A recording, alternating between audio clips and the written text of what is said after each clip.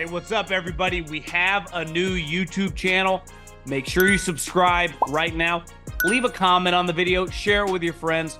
It's also a podcast, 3 and Out, wherever you listen with me, John Middlekauff, Apple, Spotify. We have you covered, as well as thevolume.com. We have merch. Check out. I got 3 and Out hats right now. Thevolume.com. Search the podcast. Buy some merch. Okay, breaking news.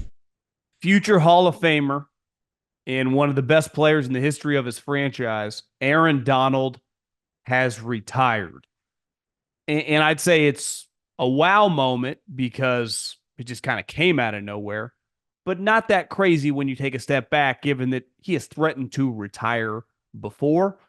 I think the immediate reaction on him, the player, obviously one of, if not the best non-quarterback of his generation, won, I think, 3 defensive players of the year.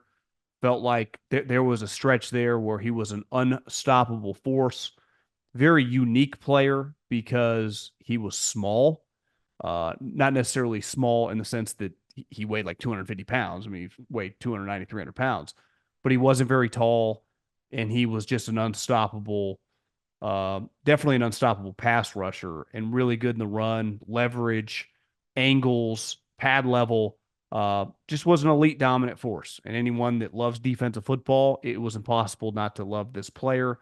But I think, so congrats on a hell of a career. But I think big picture, when it comes to the Rams, this is a pretty big blow. Now, I don't think he's clearly the same player that he was in his heyday, but he's still damn good. And anytime you lose an impact defensive lineman, an impact pass rusher, it hurts. It really does. And let's face it, I thought the Rams were going to suck last year. I really did. I'm not just making that up. I thought the Bucs were going to suck too. I thought the Giants would be good. So sometimes you just get it wrong. You misevaluate a team. And the thing in football, unlike these other sports, I guess it happens in baseball sometimes when you call up a prospect and he becomes an immediate star. But in basketball, it never happens. In football, you have no clue about the draft because at any moment, 3rd, 4th, 5th, 6th rounders can not just become starters, but can shatter records like Puka Nacua, can become just consistent starting impact players on a playoff team. And the Bucs, for example, just had older players that still played at a really high level, and obviously their division sucked. The Rams kept Matt Stafford healthy, but had a lot of a huge infusion of young talent. And heading into the playoffs, they were one of the hottest teams in the NFL. And their level of play down the stretch of the season was really, really high level. I mean, they went toe-to-toe with clearly an excellent Detroit Lions team on the road, easily could have won that game. And I, like most people, was just going to be like, they're going to be a playoff team this year. Now, I don't think this ruins their chances, but there's no replacing this. There's no replacing what he brings to the locker room just when he walks in. How serious he was, how serious he took his craft. It didn't feel like he was the most vocal leader, though legendarily had that kind of sideline burst against the 49ers in the NFC Championship game several years ago, which is, one of the defining visuals of his career, non-pass rush.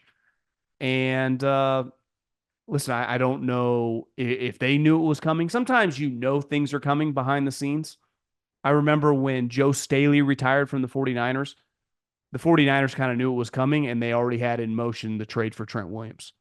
Now, I don't know if there's a defensive tackle that they could trade for, if there's a player available. The one thing with the Rams, and I get asked this question a lot in terms of, is F them picks dead?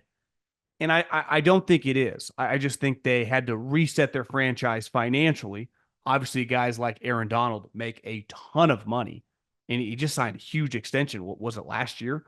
So I'm no capologist. Don't exactly know how retirement works with signing bonuses. If you give it back, comes back off the books. That's something they're going to have to figure out.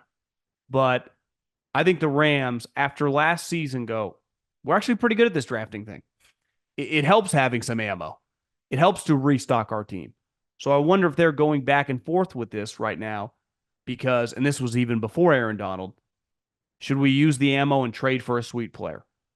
And I wonder if this either forces their issue or go, the reason we got Aaron Donald is because once upon a time, we didn't draft him second overall. We drafted him, I think, 13th. We just proved that we know what we're doing. When we identify a player, we get them in our culture.